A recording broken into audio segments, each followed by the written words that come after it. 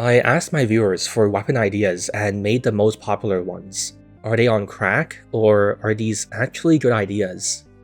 First, Gunboats Demo.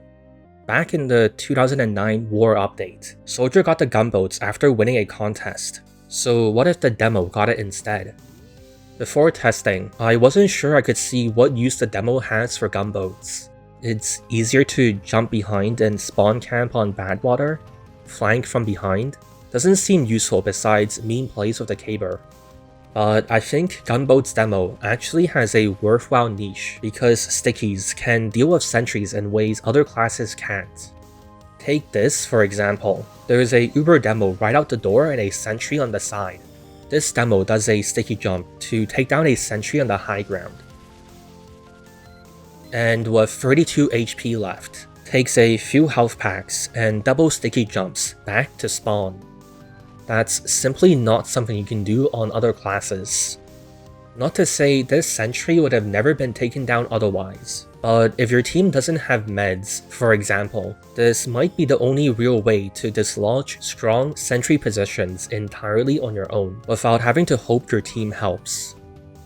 Even without pipes, stickies are decent at dealing with heavy medic combos too.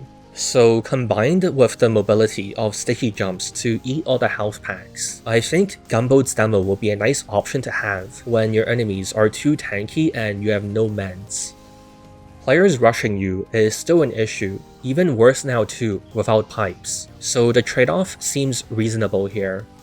You're now more independent because you can eat all the health packs, but your positioning and awareness needs to be even better to avoid being rushed down. A minigun that propels you into the air backwards. It sounds insane, but I think this is actually balanced, even without anything else. I say this because killing is hard. Even if you're holding forward, you move backwards as soon as you fire. It's not completely impossible to get kills. You can, for example, wedge yourself into corners to counteract it. But you're making yourself drift away from your targets, so you're putting yourself out of position and doing less damage to them. If Heavy could stand his ground or inch forward at all, he would have gotten kills.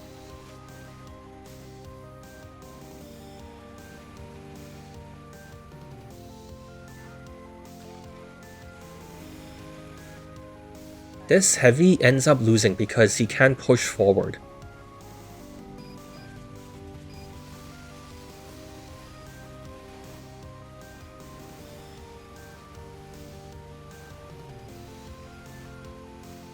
So he's worse at killing, but how good is flying? Flying didn't seem overpowered. First, it's not directly useful for getting kills. You end up pushing yourself into the skybox, and damage falloff dramatically cuts your damage output, so you just end up tickling the ants beneath you, and nothing happens.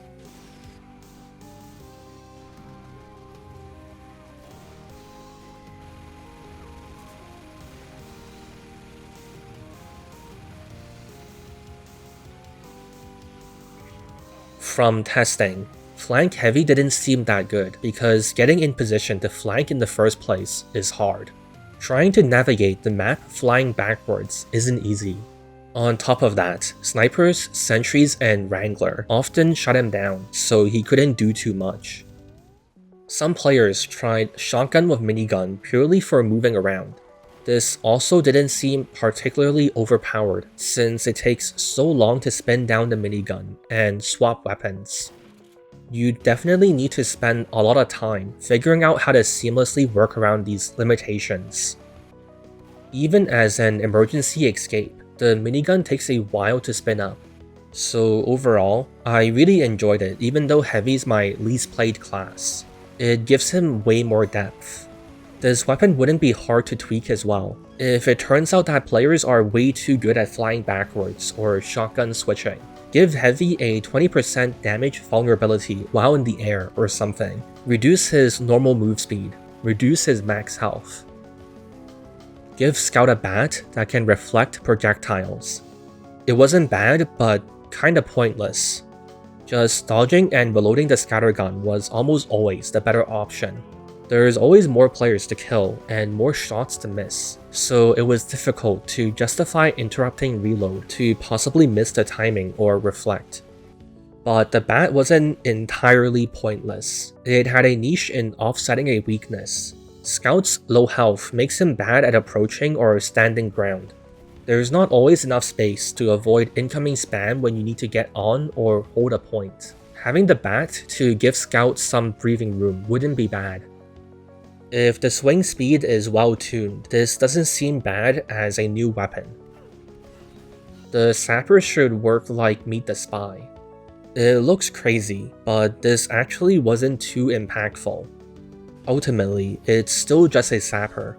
NGs can still very easily get rid of it. A Pyro can hit it. The Spy still needs to be near what he wants to sap, so the NG or Pyro can still hunt him down.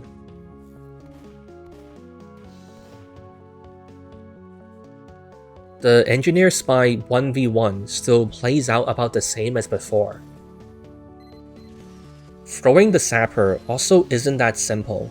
In testing, it had fully simulated physics. It's literally on par with throwing CS smoke grenades.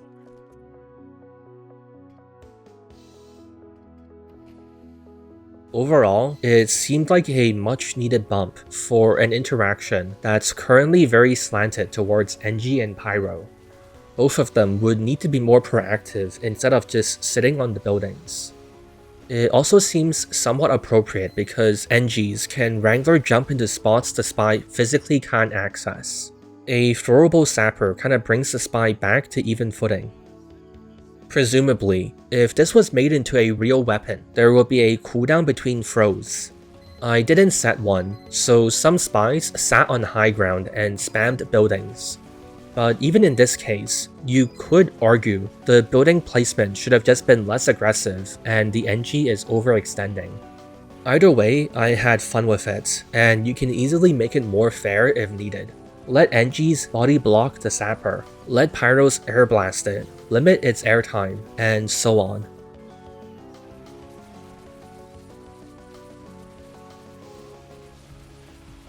Rockets should spawn pipes on impact. This didn't change much. The rocket blast itself pushes your opponent away from the pipes, so they usually don't make a difference. It does make him better in narrow spaces, but he was already very good there. You're better at holding down doorways. You randomly get kills after dying, and sentries are destroyed even faster. I'm not sure I see why the soldier needs this, why the game needs this, why sentries should be worse against soldier, and I'm not sure soldier needs a door watcher subclass. At least the weapon isn't blatantly unbalanced. You can kick sentry guns forward. This actually seems mostly balanced. I think because 1. Sentries melt out in the open, and 2. Sentry kicking makes going forward easy, but backwards much harder. In testing, the kicks didn't have a cooldown, but even then, sentries don't have enough health and are still way too static to survive for long. You have to be smart about how far you take it and not overextend. Playing aggressive is tricky. On top of the usual awareness needed for spies, you now need to also juggle all the attention from everyone else.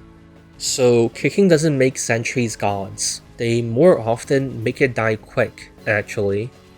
Second thing, kicks are easy going forward, but weak backwards. You can literally run around and kick it back, but it's really impractical since you get shot by both your enemies and your own sentry. So sentry kicking effectively only goes forward, creating a tricky game of finding the right balance of aggression to have an impact, but not too much that your sentry gets melted.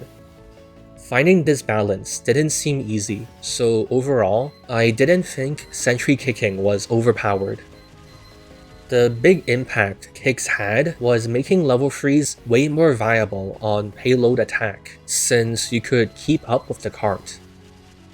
It might also genuinely save 5 CP as a game mode, since it can tempt engineers out of forcing stalemates, bunkering on the point. There is now an alluring fantasy in inching your sentry to their last point, an inspirational aspiration to not just stack 5 sentries watching every door. But overall, it seems like a good idea. You can do sick sentry dodges. Engineer gets a different playstyle, but sacrifices still have to be made. There's plenty of ways to tune it if it's too strong as well. Lower the sentry's HP, give the engineer or sentry mini crits for some time after kicking. Give kicks a cooldown.